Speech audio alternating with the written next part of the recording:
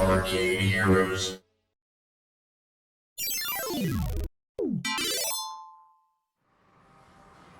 Greetings, it's Adam with ArcadeHeroes.com, and we've got some news on brand new video arcade games to share, plus one that's amusement related, but it's more vending, but I'll get to that at the end. For the first game that we're going to discuss, it's a new light gun shooter developed by a Chinese company known as Amusement, and I first brought this game up last Saturday, I believe it was, in a post talking about new games for Europe, as there is a distributor over in the UK called UDC, where last week they posted several videos about new products, and one of those included Galaxy Rangers. And there was actually a commenter, Kieran May, who said that he had already played this one over there in England, in the UK, and so it is already out and about on the European scene. But Jay Devi, who is a frequent reader and tipster for the Arcade Heroes website, found that this is coming to the United States as well. And now in this post, I made a guess that if any of these games were going to show up over here in the stateside, that it would most likely be grabbed by a company called Coastal Amusements, and in fact it is. And so here, if we go to Betson.com, you'll see Galaxy Rangers is listed, and Betson is primarily based in the US. Yes, they do sell things overseas as well, but for the most part they're selling games here in the States. And it also mentions from Coastal Amusements, which, as far as I'm aware, they only do business here in North America. And so you can find their website, coastalamusements.com.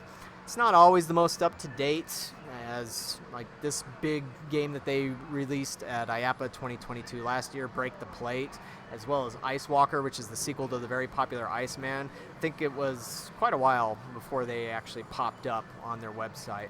Although, to be fair to Coastal, they've gotten better about this than before. So if something like Galaxy Rangers is not listed here yet, most likely that means it's just on test, and so we'll be shipping soon, and that's another reason why Betson would be listing it. Sometimes distributors will list something before it's actually shipping out, just to see who's interested, get some pre-orders, that sort of thing, and then go from there.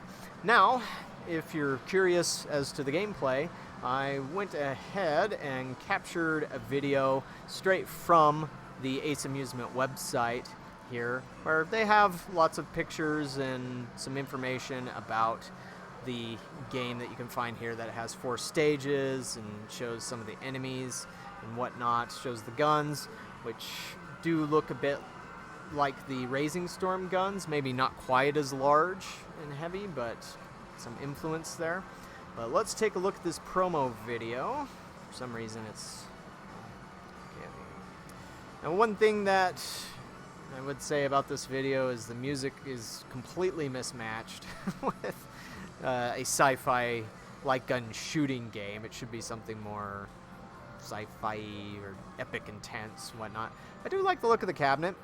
It's obviously been influenced to a degree by the Halo Fire Team Raven, mainly with the curves there and the red and blue color scheming.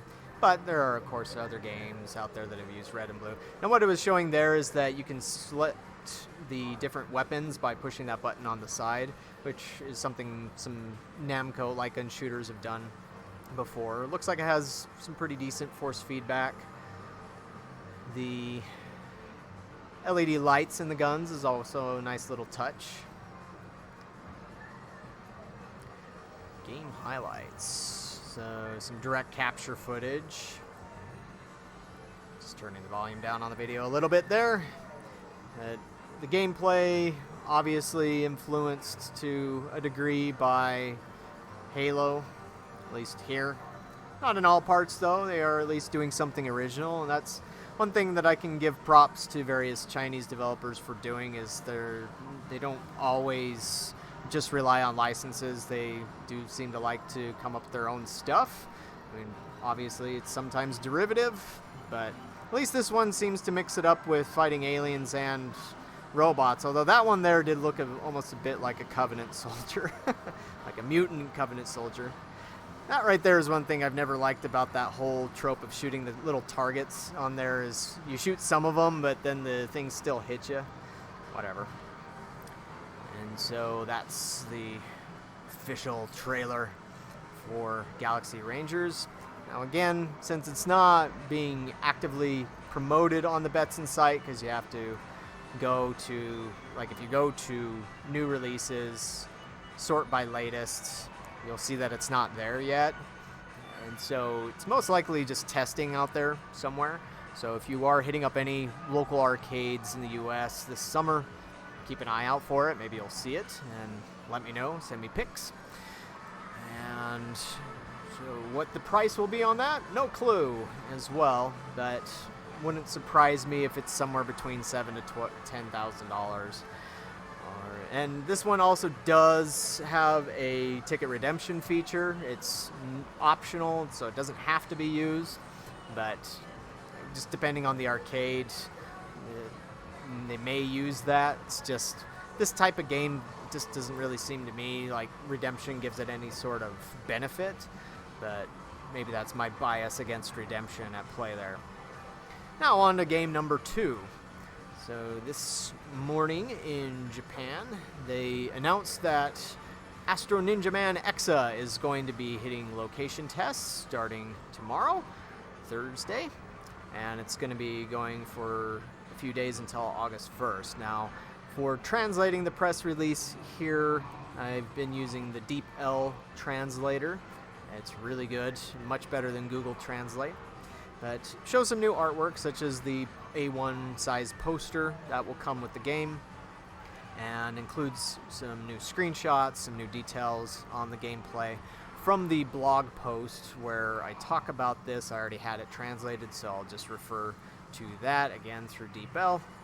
And now, if you're not familiar with Astro Ninja Man, it was a homebrew for the Famicom game console, aka the NES, and released in Japan and a couple of years ago, I think, or a year ago, something like that.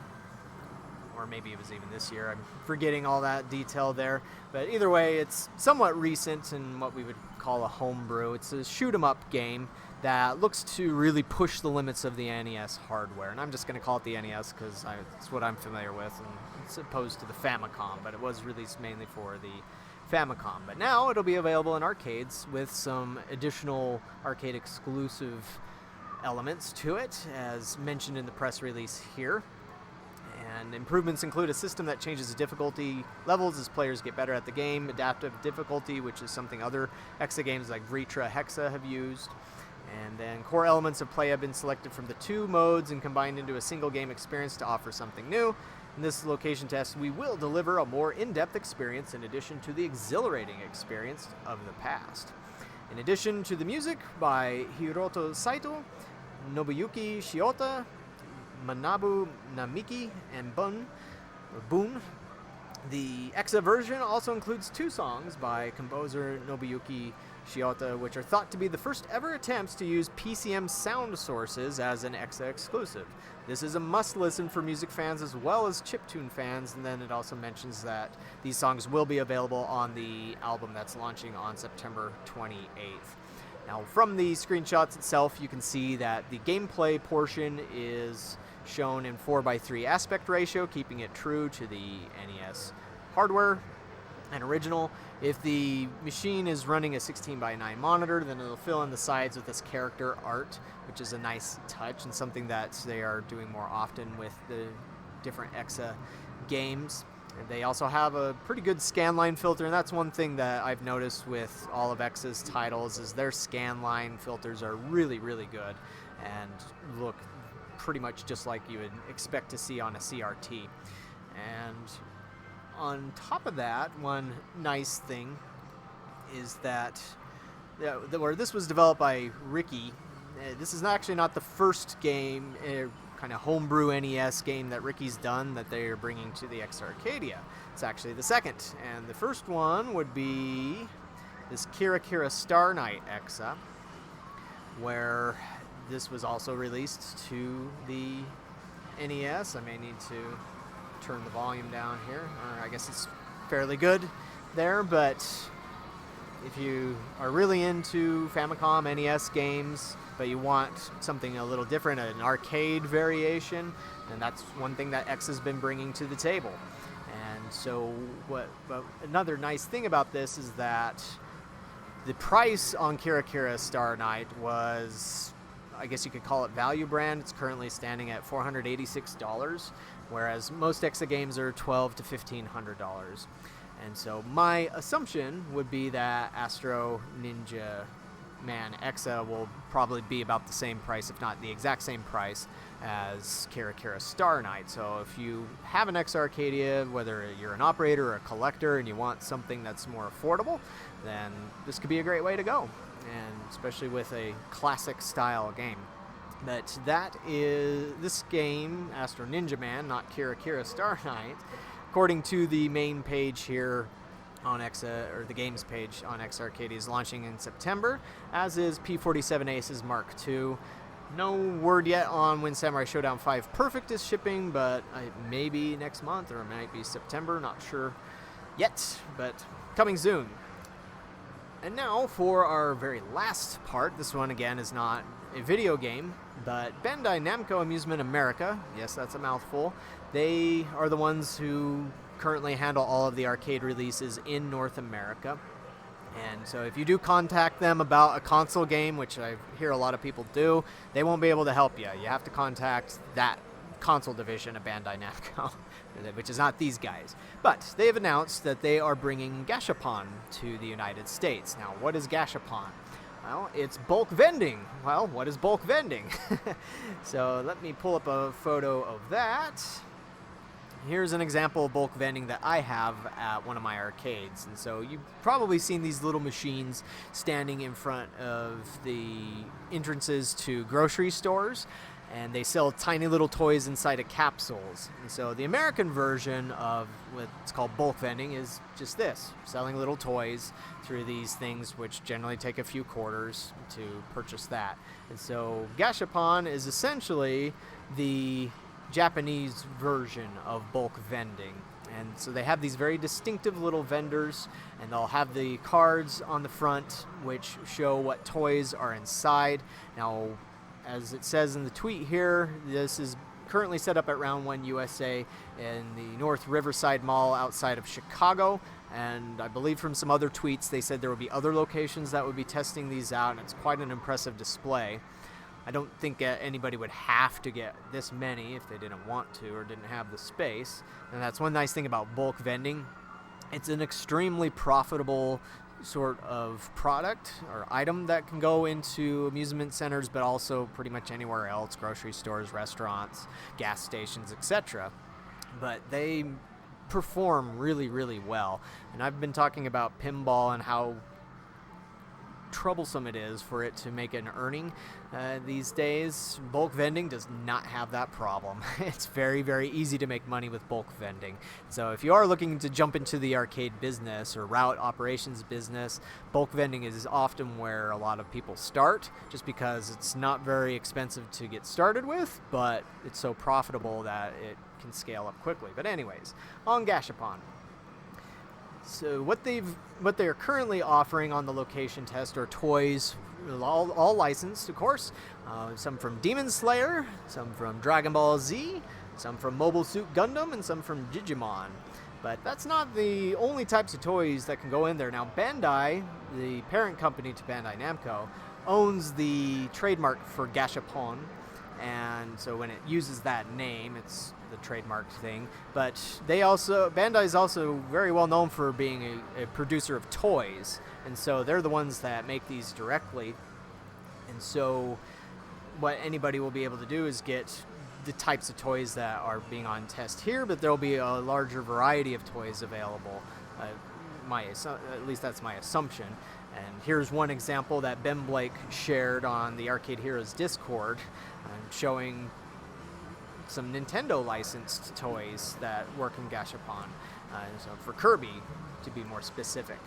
But given that Bandai Namco has been so public talking about this, that means that it would not be an exclusive to, say, Round 1 USA, but it's something that's coming for the rest of the United States industry to jump on. So the only question will be is how much do the machines themselves cost and how much do the toys cost and how quick can you get them? But I'm sure they'll be forthcoming with those announcements, assuming that it does well on test. And of course, that's something with the arcade industry, is that if something bombs on test and you make some adjustments and it still isn't doing well, then they can just cancel the whole project outright. However, it's very unusual for Bandai Namco to be promoting a location test. They almost never do this. Most of the time, particularly in the United States, manufacturers do secret tests. They don't want anybody to know about it until it's ready to hit full production. And so, generally speaking, from my observations over the years, if somebody is promoting a test like this, they're pretty confident, like 99% confident, that it's going to do well and it's going to be sold here. And so, we'll keep an eye on that. But what are your thoughts? Are you interested in any of the games that I've talked about here, be it Galaxy Rangers, Astro Ninja Man EXA, or this Gashapon stuff? Let me know in the comments below, and we'll see you on the next video.